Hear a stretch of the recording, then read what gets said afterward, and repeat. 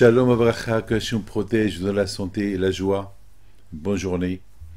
Aujourd'hui, je voudrais vous raconter une belle histoire que nos sages nous racontent dans la Gemara. Il y avait une fois un rabbin il voulait savoir c'est qui son voisin là-haut. Vous savez, dans ce monde-là, on habite dans une ville, il y a des rues, il y a des maisons, il y a des voisins.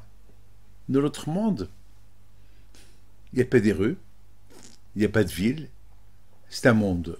Il s'appelle Olam Haba, le paradis. Maintenant, chacun il est assis chacun il est assis selon son niveau. Rabbi Shimon Bar Yochai, il a son comportement à lui. Chacun il a son compartiment. Rabbi Meir Ananes, il a un endroit, chacun il a un endroit, et bien sûr, on peut pas imaginer, on parle pas des maisons ici, il n'y a pas de maison là-haut, je sais pas, je peux pas vous dire, j'ai jamais été là-bas, on ne sait pas. Mais là-haut, c'est le plaisir. Nos sages disent, le plaisir de Gan Eden, c'est, même, à l'époque, Hachamim disent qu'une heure de plaisir là-haut vaut tous les milliards de plaisirs de ce monde-là. Tu peux vivre 1 milliard d'années de plaisir, ça ne vaut pas une heure là-haut. Et c'est quoi une heure là-haut? On ne sait pas. Alors faites des mitzvot, profitez-en. Faites des mitzvot, vous allez voir. Mes amis, ils voulaient savoir si ce rabbin, c'est qui son voisin là-haut. Alors, il a commencé il avait toujours Eliyahu Nabi qui venait étudier la Torah avec lui.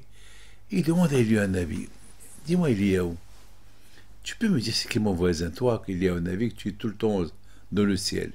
Et tu sais, Eliyahu Nabi lui a dit, si je te dis, tu vas être déçu. C'est mieux que je te dis pas. Il dit, je t'en prie, dis-moi.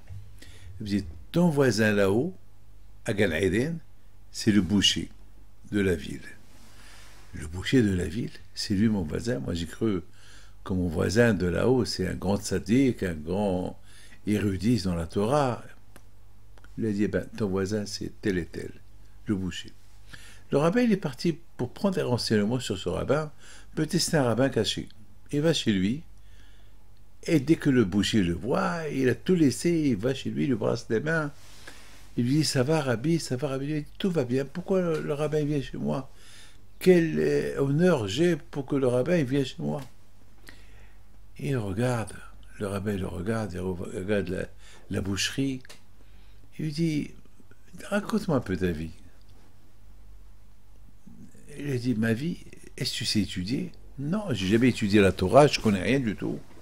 Je dis, alors, tu as dû faire quelque chose de bien dans ta vie, que grâce à ça, tu vas être mon voisin de l'autre monde. Ah bon? Moi? Toi? Oui? Alors, dis-moi un peu, c'est quoi ta vie? Il dit, Rabbi, ma vie, elle est vide. J'ai rien fait de bon dans ma vie. Il lui dit, rappelle-toi, peut-être pour toi, t'as rien fait de bon dans ta vie, mais peut-être dans le ciel, pour eux, ils ont calculé que c'était la meilleure chose de ta vie. Vous savez, mes amis, beaucoup des fois, on fait des mitzvot. On ne sait pas leur valeur. Parfois, une toute petite mitzvah qu'on peut faire, dans le ciel, ça vaut 1 milliard de fois plus que la plus grande mitzvah qu'on a pu faire. Non, on ne sait pas juger les mitzvot.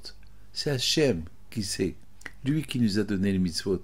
Et selon comment on fait la mitzvah, il y a beaucoup de fois, la façon comme on l'a fait, c'est important aussi. Bon, le monsieur, le boucher, à un moment donné, il dit, tu sais quoi, peut-être une fois j'ai fait une mitzvah, mais je ne sais pas si elle est importante ou pas. Il lui dit, raconte-moi. Il dit, vous savez, je suis boucher. Une fois par semaine, j'achète une vache. Je mange le bénéfice et je garde le capital. Et le capital, j'achète une vache. Chaque semaine, j'achète une vache. Et un jour, je suis parti pour acheter la vache et je vois une femme qu'elle pleure. Elle était assise au marché des vaches, des animaux, elle pleure. Elle ramassait de l'argent et les gens lui jetaient des petites pièces et elle pleure.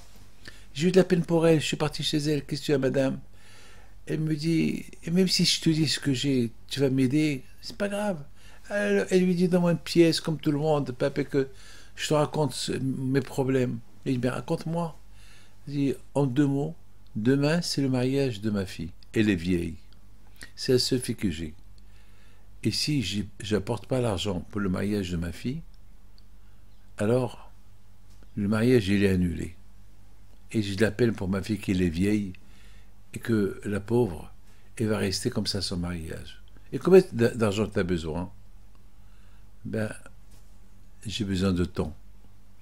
Exactement, c'était le prix de la vache. Je ne savais pas quoi faire. Ou je lui donne l'argent, il n'y a pas de vache, ou je lui donne quelques pièces et j'achète la vache. À la fin, je dis, c'est pas possible. Si c'était ma fille, qu'est-ce que j'aurais fait? J'aurais tout fait pour marier ma fille. Eh ben, cette fille-là, c'est comme ma fille. Je vais l'aider.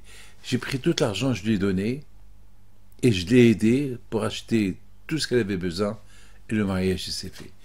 Le rabbin, il l'embrasse sur le front, il lui a dit, ben, ce que tu as fait, personne ne peut le faire.